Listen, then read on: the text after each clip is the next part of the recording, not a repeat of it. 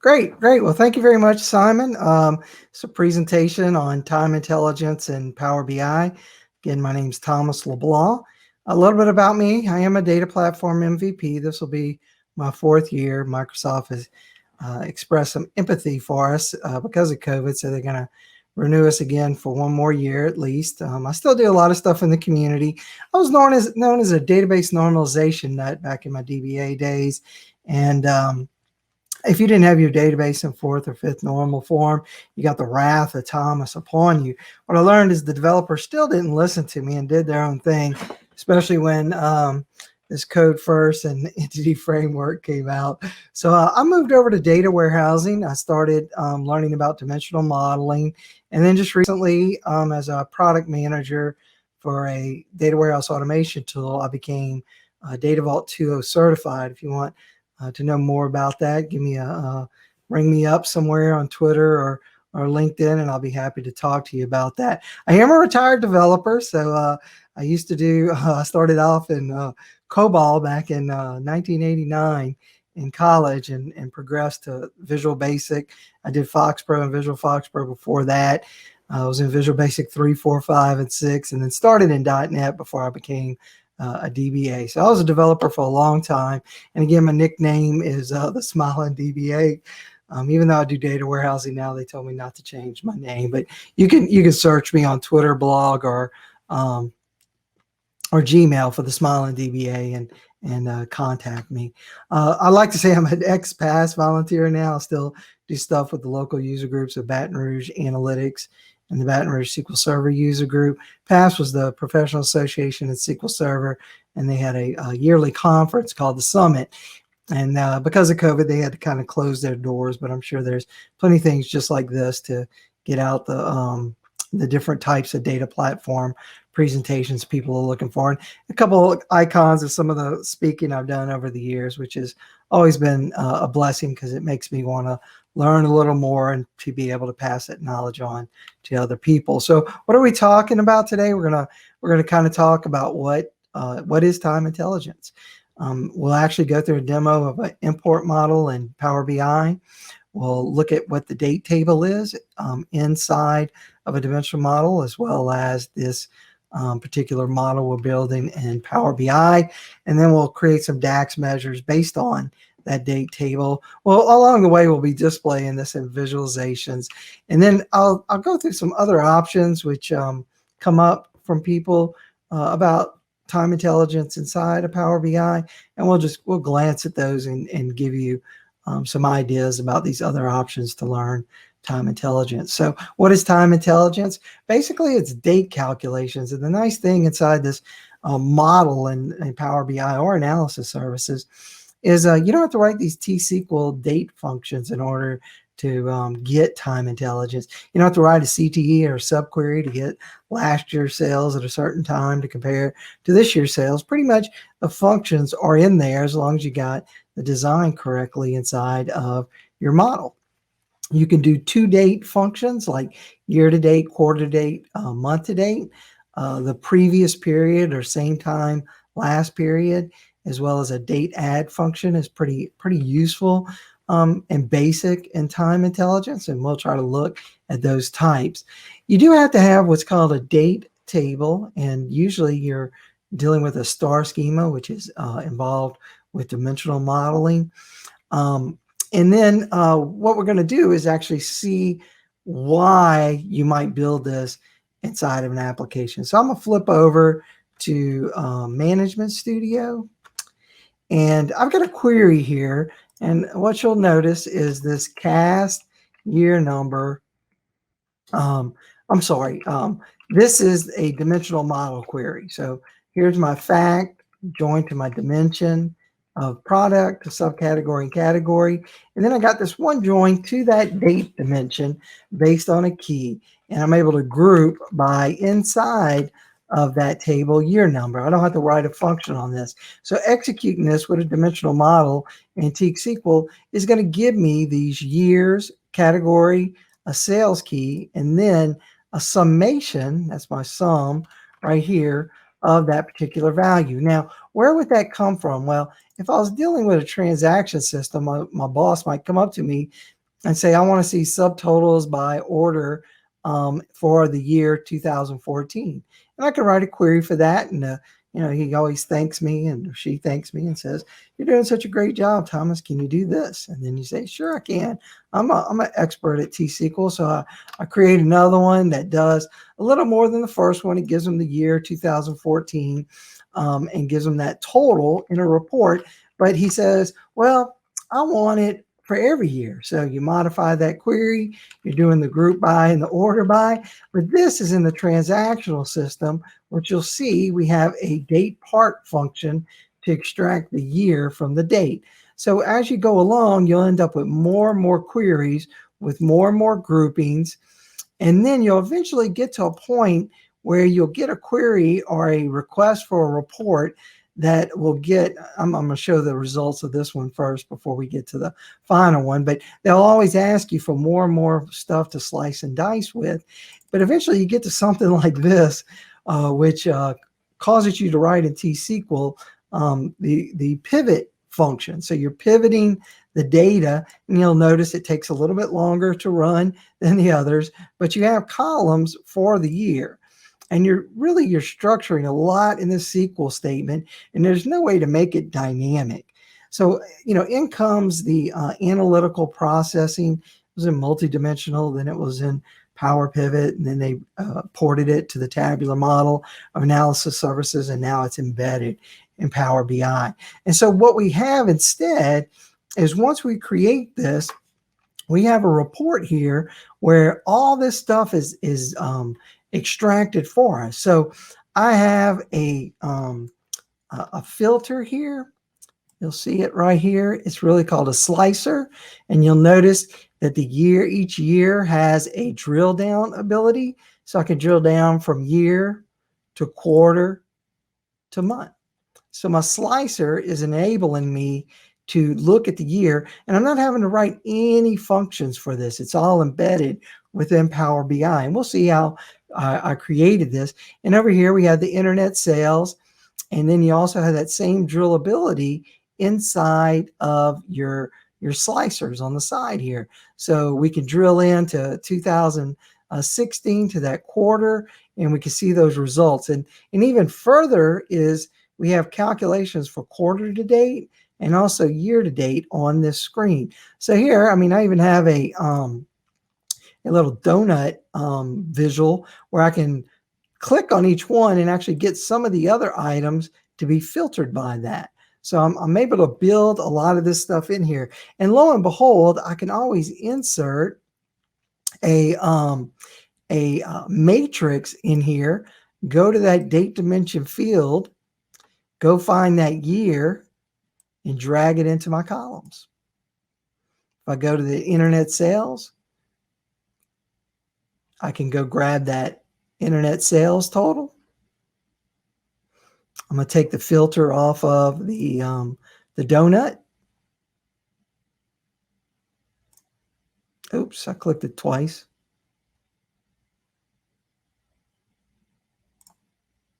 Let me get out of that one more time. And then I can also, if you notice those other queries, there were some things related to product, like category. So I can go grab my category out of the product table, and I can place that inside of the values or the details. And now I've got another matrix. Oops, I put it in the wrong one. Hold on. I put it in my donut here. Let me get that out first. It's actually running the DAX as we go through each one of these. It is an import model, so I'm surprised at how slow it is, but give me some time. And we'll go back to our matrix in the bottom right. And I'll add that category to the rows.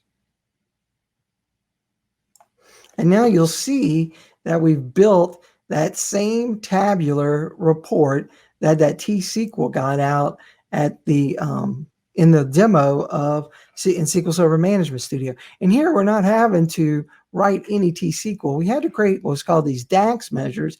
But if you notice, there's a lot of slicing and dicing that we can do without having to run additional queries on the data itself. We're able to produce this within our tool, which is a client-facing tool. So let's go back to the slides. And let me close a couple screens here, see if I can't get some better performance out of my machine. Close this one as well. It says it's working on it, right? Microsoft's always working on it. All right, so that was our demo. Now, how do we do this? Well, we got to create either an import model or a direct query model. If you're importing, it's going to be a whole lot faster because it uses a column store compression type storage for the data.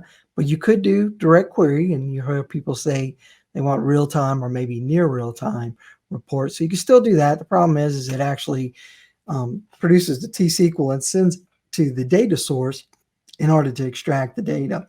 The time intelligence is the same in both. So whether you use import or direct query, you can still use the same time intelligence. The nice part too about a dimensional model is that you can have multiple facts related to what's called the conform dimension. So rather than having the date in the fact itself, you're relating it to a date table that then has the columns for year, quarter, month, and it's drillable both ways. So in here, I have a reseller sales and I have an internet sales, but my date dimension here is related to both of them. So I can put the year out here on a report and use a measure from internet sales and one from reseller sales and get the same results there. So you can place those measures together. They're usually aggregates that you create, and the dimensional modeling is usually the best. If you don't have much information about dimensional modeling, some people call it a star schema. I'm not sure. Maybe they do that because they don't want to direct people to what's called the Kimball Group, which I think most of them are retired now and have other companies. But for 20 years, the Kimball Group promoted dimensional modeling a lot. So you might want to go read about that because you do want to get that dimensional model done for your design. So let's go to a demo, and we're going to actually build this inside a Power BI. So I've got a blank Power BI, and I'm going to go get, oh, I hit Excel. I don't want Excel. I'm going to get data. I'm in the upper left, and I'm going to get from SQL Server. So on my local machine here, I have an instance called SQL 19. And so what I'm going to do is I'm going to connect to dot, which means local, / SQL 19. And I know my database is small DW. If I don't put a database name in there, it is optional, and they'll give me a list that I could pick from it. You know, here again is that import versus direct query. So you want to make sure you select the right one there. I'm going to click OK because I'm going to import it, and I'm just going to create a simple model. My model is a dimensional model. It's a Data Mart in that database, in that server, and it's got fact tables as well as dimensions. So for instance, here's my fact internet sales, and here's my fact reseller sales. And in the bottom left, I have this thing that says select related tables. So I can just click that, and it's going to automatically, based on foreign keys that I have between my fact and dimension table, it's going to actually go grab those relationships and check the different tables that are related. I'm guessing it's going out and trying to query the database right now, which maybe I'll click on a different one and see if that makes it a little bit faster. Well, and to save time, I'm just going to go click on these. I'm going to get sales territory. I'm going to get date. I'm going to get customer, and I'm going to get product. And I'm just going to click this load button. And what we'll see is it'll go to the source system and start extracting all that data from the source database into my dimensional model. I'm sorry, into Power BI. So it's asking me to apply some changes. It should pop up in just a second to actually import those guys. If it's too slow, I've got one already built that's done most of this.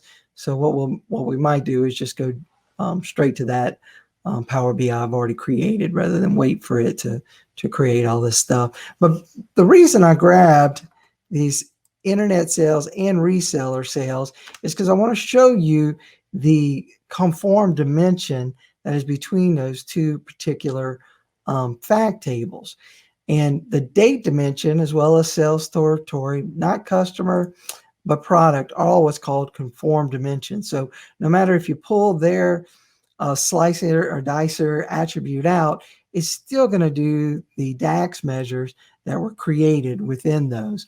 So we'll let this ride a little bit longer. If it's going to take too long, I'm gonna cancel and go grab something else. There's it loading the data. It's actually importing this into my model. So let me go here, see if I can't bring up one a little faster than this.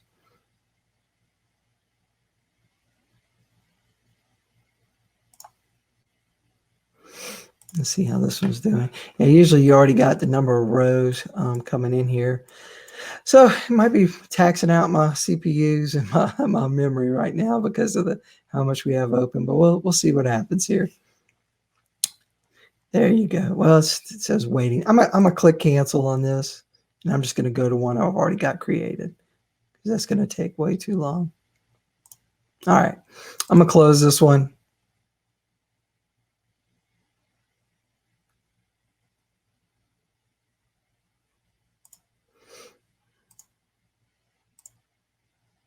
Don't save it. And hopefully that other one is coming up as we speak. So let's see. Here we go. Yeah, it might take a little while to come up. So let's go back to the slides and cover a couple more things just to save time here. So we're gonna build up that model. We're gonna clean it up. We're gonna create some initial measures. And once that other Power BI comes up, I'll show you those things that I did create. But let's talk about what happens with time intelligence. So number one is you need a date dimension table. That's this table that you can see over here. Oops. And now I think my whole machine is frozen up. Oh, here we go. So there's that date dimension. And you'll have a key, and then you have a bunch of columns. And this is pre-populated. There's rows for every date. It doesn't matter if you have related fact tables to it or not. The whole point is to represent every date uniquely in this table. There are columns for month, quarter, and year, so you need no functions to create this. You can even have columns like first of week, month, like number that you can sort the month on. You could have fiscal versus calendar columns. It just makes it a whole lot faster. I mean, it makes it a whole lot easier to not have to write these functions on these individual items. Let me make sure. Yeah. The other thing is you can have like weekdays, holidays, and special date type columns. So you might have certain dates in your company that need some flag, that this is a high sales day that you want to kind of exclude from some calculation. But the whole point is you create this date table, you relate it by date key, which is a surrogate key, and you're not placing the actual dates in the fact tables. So if you notice over here, you see order date key, due date key, and ship date key. You don't actually have the date in here. You're relating the key to the key here, and this full date alternate key is the actual date itself. So our fact table doesn't have it. Our date dimension does. Now, for the date table, each row is a unique day. You have to have that. The date column itself has to be unique in order to use time intelligence. The columns have values and there's no date function. So you see across here, we got month number, month name, quarter number, quarter name, year number. You can place as many as you want inside of here. There's many things on the internet to go build these. There's even a way to create one from within a calculated table in Analysis Services or Power BI. And of course, you can separate the fiscal and calendar, year, quarter, and month. The other important thing is you have to mark that table as what's called the date table. So Power BI or Analysis Services is requiring you to flag a column as the date and a table as the date table. This enables the DAX functions to use that date to make the time intelligence calculations. It is going to require that each row in that table is unique based on the date. It has to be a date column. You cannot use the key, but you can still use the key as an integer to relate to fact tables. And this is just one of the steps that the dimensional modeling says is you should use integers as your surrogate keys. So let's go over to another demo and let's see if we got that import model up, and we do. I'm going to grab this guy and bring him over to here. And what we'll see is a very raw import of these tables. I'm going to click over here in the far left. There is a report view, a date view, and also a relationship view. And this is the best one to look at because you could see the tables and their relationship. So let me, that's good enough here. You'll see the relationships between them.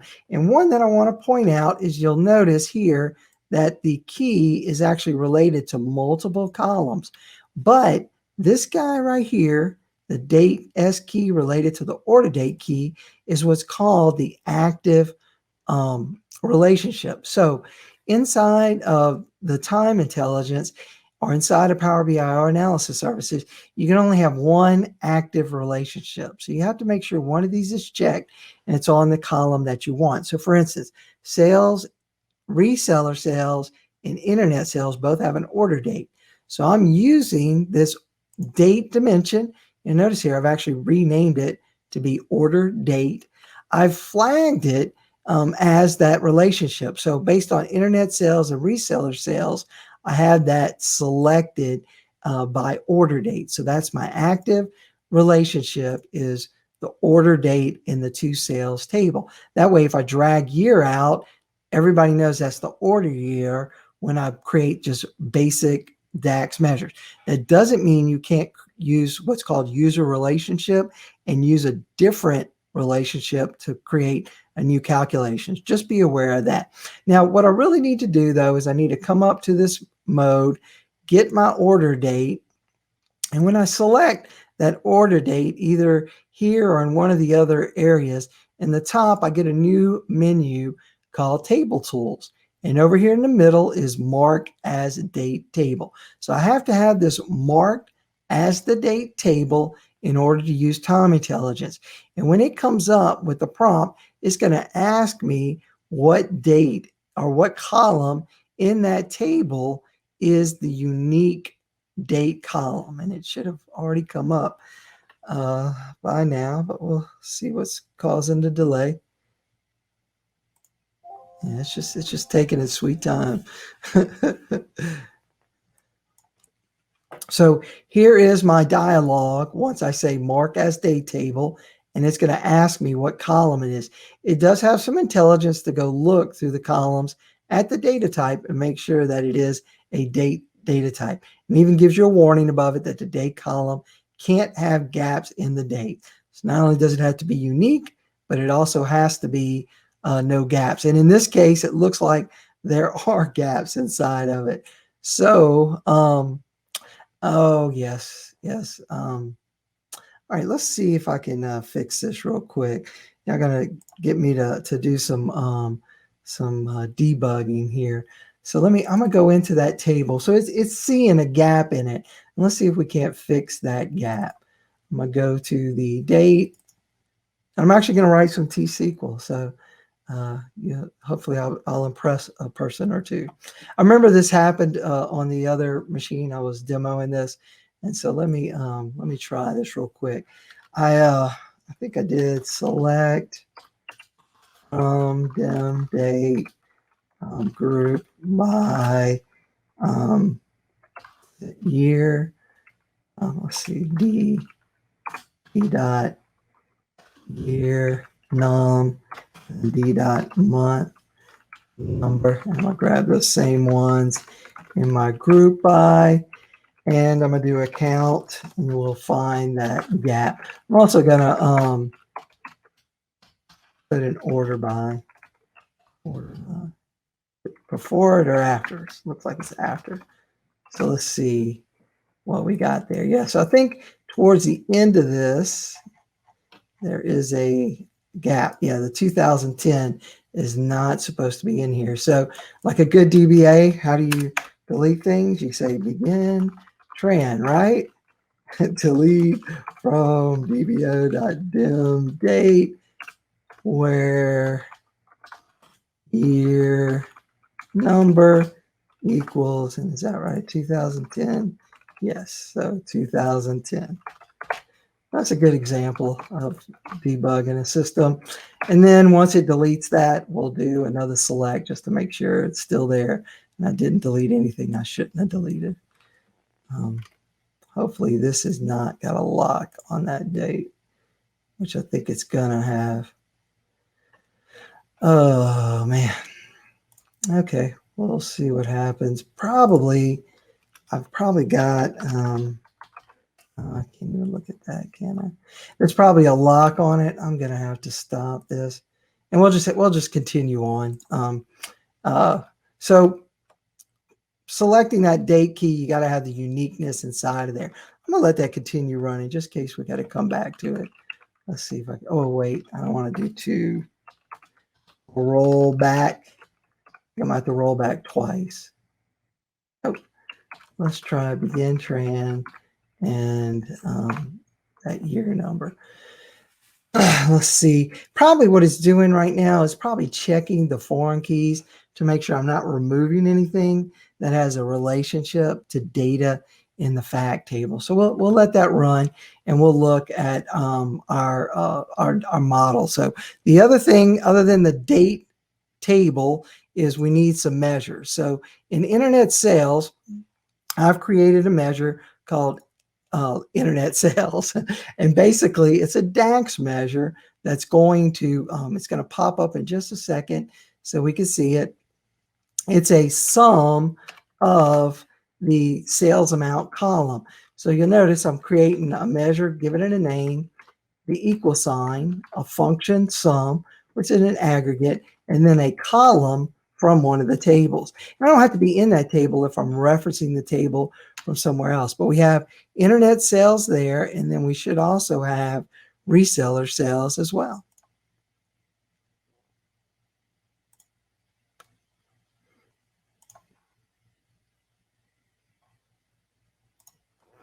And so reseller sales is going to have the same summation, except it's called reseller sales. The measure names themselves have to be unique, and that's okay. So we'll go back to our slides. We'll check our, yeah, there's our guys finished now. So let's do a commit. Well, first, let me do a query just real quick. 2001 to 2008. Always want to do a begin tran and then a commit. All right, so that's our commit. Let's see if that works this time. We'll go back to order date. Go to date, mark date as table.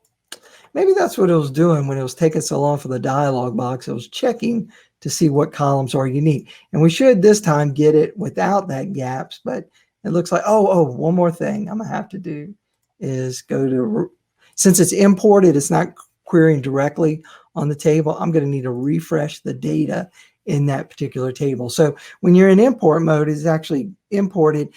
Believe it or not, if you look at your task manager, you'll see a Microsoft Analysis Services engine being cranked up when you use Power BI. And so it's actually doing the work in memory with this data. So it's not going to go query the table. It's going to query its memory to see what was inside of there. So since I made a change to the table, I need to refresh the data inside of this model in order for it to know that there's no more gaps within that software or within that table itself. So it's querying this. There goes the rows. It shouldn't be many. And then we should be able to mark this as our date table now. Working on it. Nice message. Thank you. And now if you notice there's some dots going on. So each one of these visuals that we have on the screen is now refreshing because we actually refreshed one of the data items that might be associated with it. So I have order dated selected. I'm going to go to my table tools, mark as date table. And this time, yay, checking column.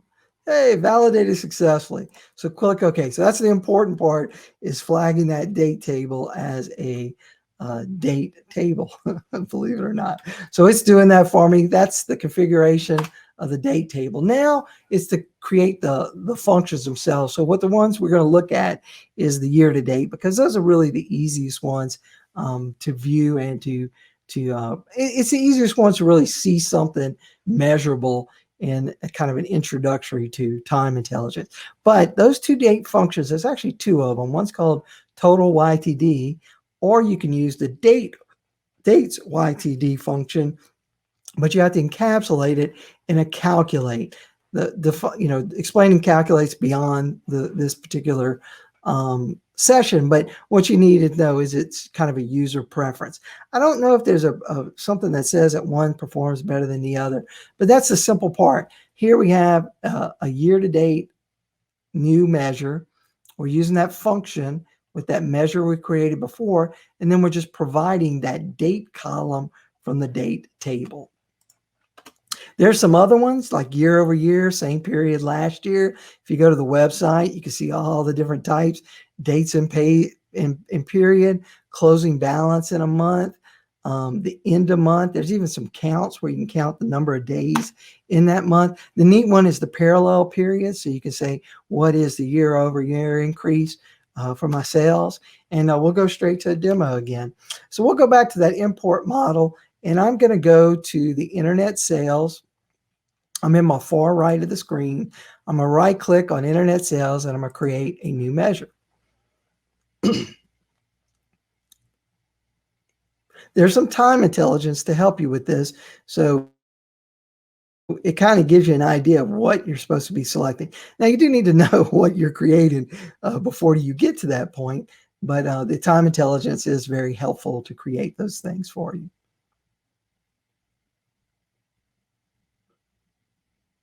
I wonder if I should shut down a couple more things on my machine, but I'm afraid it's going to kill something. And it's going to take a while. Okay, here's my new measure. It's created it. And then I'm up here at this little prompt. There's actually a way to make this a little bit larger. There's some additional tools too you can use to create these and embed them as an external tool. But what I'm going to basically say here is internet sales year to date equals, and I'm going to get that total function. It's going to tell me what's the expression. If I hit a bracket, it's going to show me all the measures already created, comma, and then it's going to say, what is that date? So it's going to be the order date table, and it's that date column.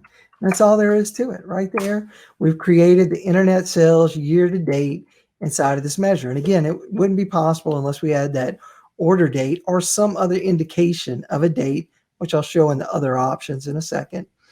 And now that creates that inside of that particular Power BI. I'm going to go to the other one that we had earlier. Well, I've already closed that one to try to save some memory.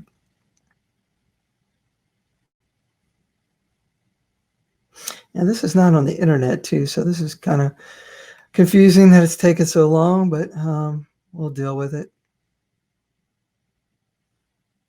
Oh, maybe I need to just put that up. Oh, yeah, it's already done. So I'm going to delete one of these visuals out, or I could just easily create a new one in the bottom left, and then I could place this information out there.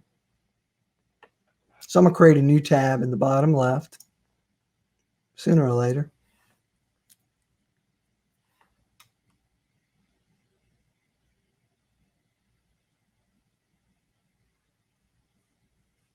I want to blame Chrome for all this, right? Since it's not a Microsoft product.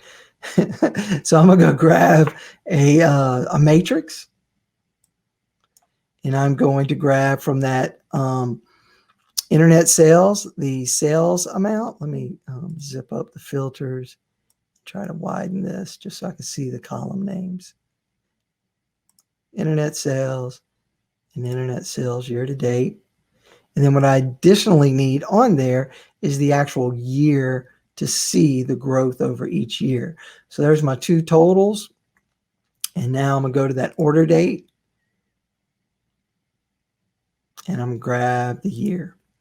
And what I should see is each year's and then the year to date, which are both the same. So the better part, instead of grabbing the year, I'm going to grab this hierarchy.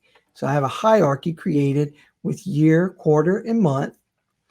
And then what I can do is drill into 2006, and I could see quarter by quarter what the sum was until it got to the total in the fourth, and I could drill it in to the quarter itself, so I could see what's happening in a month. So I could see, for the total for quarter two was 2 million, but the 1.7 plus the 2 is a 3.8. And then I can see it gradually increasing each month. So just think, we can also create a quarter to date and a month to date here as well. The other one, and what I'm going to do is show you the quick measures to do this. And this is really supposed to be for a later demo, but I'm going to go ahead and do it now, is if you right click on one of those measures, there's actually an option for new quick measure. And the reason I'm going to do this is because if you're new to DAX, this is probably the easiest way to learn some of the DAX calculations. Now it's going to create some variables in this, which it's okay. We're going to learn, you're eventually going to have to learn how to create the variables. But in quick measures, we can go to the calculation, and there's actually those year to date, quarter to date, and month to date. What I want is this year over year change. It's going to base it on internet sales, which I already selected, and that's going to want that date column. So I'm going to go grab that date, place it in there, and then the number of periods is how far back do I want to go. So I could say 1 year, 2 years, 3 years, and so forth.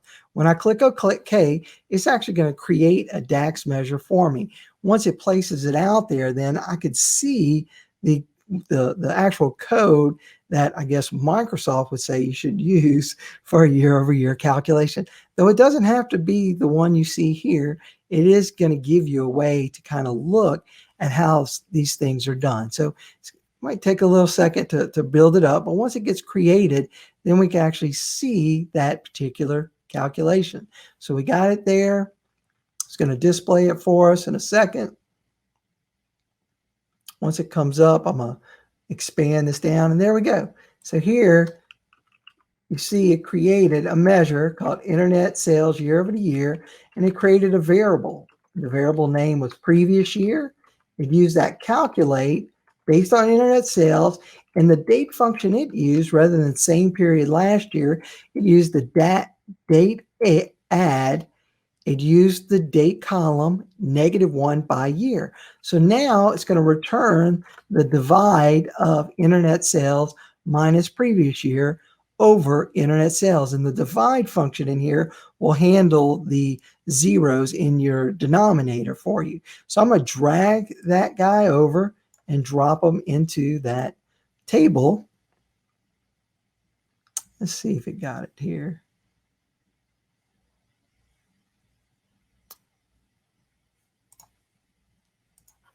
Trying to pick that one. It's just taking its sweet time.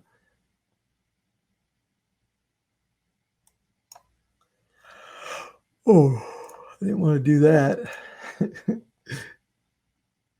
So now you see 2005 has nothing because there's no data for 2004. Then 2006 has the 99.93% growth, and then your 2007 is -21%. So easily, based on that time intelligence, we're actually able to create a year-over-year percent sales, and it actually built the DAX for you, so you don't have to do that yourself. So let's return to the slides.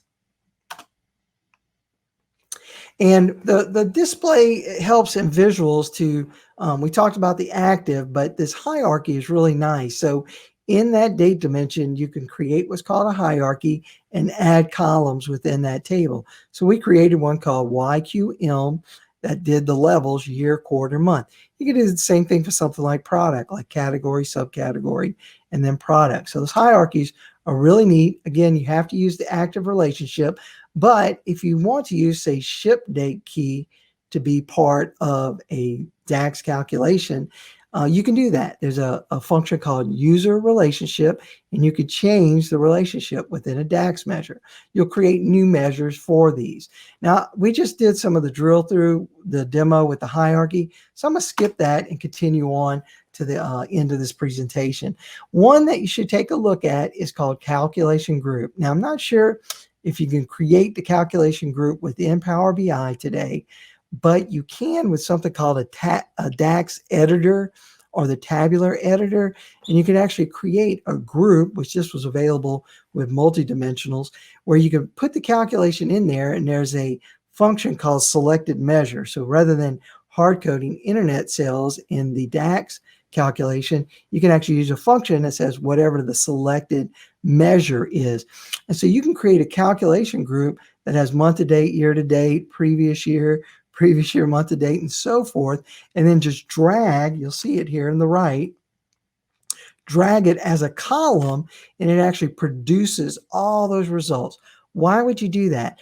Well, rather than creating an internet sales year to date, and then a reseller sales year to date, and then a total sales year to date, you create one calculation group, and dependent on the measure in your visual, then it'll calculate these for you.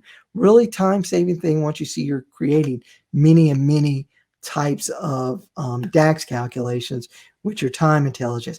Here's a quick one that I would have done instead of what you saw on the screen from the quick measure. Here I have the internet sales last year, LY, calculated from internet sales using same period last year and the date. Then I have the internet year over year as sales right now minus last year divided by the current year. So, I mean, you could do that inside of a different type of calculation rather than what you see inside of the quick measures. Now, the variable will help with performance because here I'm creating two measures, and so it could be generating it twice. Whereas if you put a variable in a measure until the measure is actually put on the screen, that one won't be calculated. I like doing it this way just so I can kind of debug myself on what actually the calculation is. There's other ways you could debug it, but that's one of the ways. Now, here's some of this other options you might see. There is an auto date feature, okay? So it's a global feature as well as an individual Power BI PBIX feature. You can turn it on globally so all new PBIX files have it, or you can just specify it in one. And I'll go show you these options in a second. And what we just saw on the demo was the quick measure. I wanted to go ahead and show that before we got to here because I think it's important to know there's a bunch of quick measures that can help you speed along through time intelligence. But the important thing is that date table being the date table type with that date column. So I'm glad that ended up working after I did some changes to the database. It's the same data sets. There's not many date columns, but it's not conformed. Okay, and what that means is if you have a date column on a table and it auto generates this date, that generated date table is only related to that column and it can't be related to another column, another table. That's why I went through that conform dimension step to show you that my dim date has a relationship by key to reseller and internet sales. So once I build time intelligence, I can use it on both fact tables. The same data sets, not many date columns, means that those additional columns like week number, day of week, and so forth are not built into the auto date. Only like the year, quarter, month, and day are done that way. So just be aware of that. So let's go look at those other options. And I've already got another Power BI with it. And what you can see here is if I drill into internet sales, this particular join or this particular table was not the fact internet sales we saw earlier. It's a view where I join those tables together. So I'm going to switch to Management Studio. And the reason I'm doing this is because it's very likely that you're going to use, some people use Power BI and they just are given one flat file. So in this case, what I've done was I've grabbed the sales, the internet sales table and the dimensions, try to put them all in one particular view. And you'll see what I did. As soon as it comes up,